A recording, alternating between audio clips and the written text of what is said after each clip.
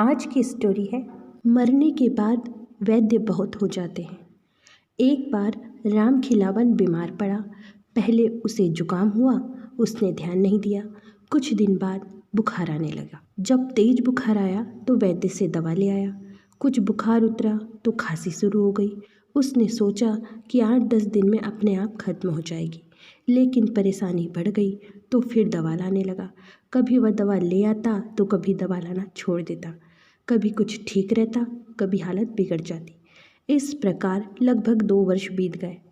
आस पड़ोस के लोग आकर बैठते और दिलासा देकर चले जाते।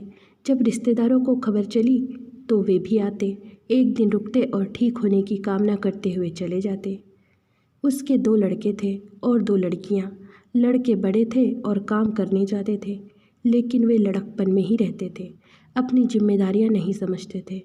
एक ने काम छोड़ दिया था, दूसरा कभी जाता था कभी नहीं जाता था। वह तो बीमार चल रहा था।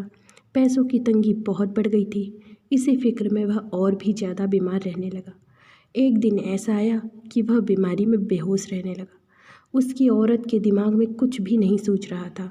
कभी वह वैद्यों के पास भागती थी तो कभी झाड़ फूँक करने वाले भक्तों के पास। एक दिन ऐसा आया कि वह इस संसार से चल बसा। जो सुनता उसके घर की ओर चल देता। रोने के करुण स्वर सुनाई पड़ रहे थे। पड़ोसियों ने क्रियाकर्म का सामान मंगाया। पड़ोसिन औरतों ने उसकी औरत को संभाला। थोड़ी देर में अर्थी तैयार हो गई और लोग उठाकर मरघट को चल दिए। रास्ते में लोग राम नाम सच है कहते जा रहे थे। कुछ लोग उसके बारे में बातें करते जा रहे थे। अर्थी मरघट पर पहुंच गई। साथ में बैलगाड़ी में लकड़ियां भी पहुंच गई थी। वहां थोड़ी जगह साफ करके लकड़ियों से चिता बनाई जाने लगी। पहले कुछ लकड़ी बिछाई गई और फिर उन पर अर्थी को रखा गया। चिता तैयार होने पर उसके बड़े लड़के ने मुखाग्नि दी।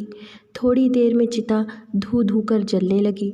कुछ देर बाद लोगों ने उसके लड़के से कपाल क्रिया करवा दी। इधर बरगद के पेड़ के नीचे बैठे लोग बतिया रहे थे। 8-8, 10-10 लोगों के समूह बन गए थे। सभी समूहों में उसकी ही बातें चल रही थी।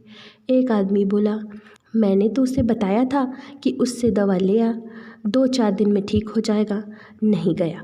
दूसरा व्यक्ति बोला, भैया होनी बलवान होती है, वैसे तो मुझसे मिलता रहता था, घर के मामलों में मशवरा लेता रहता था।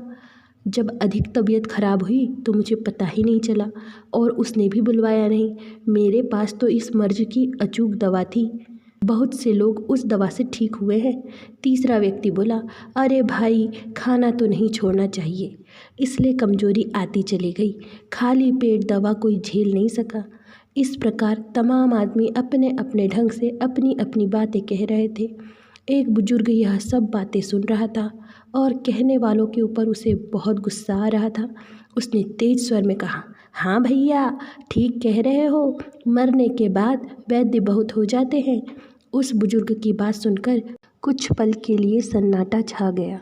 इसीलिए कहते हैं, नुकसान के बाद सलाह देना उचित नहीं है।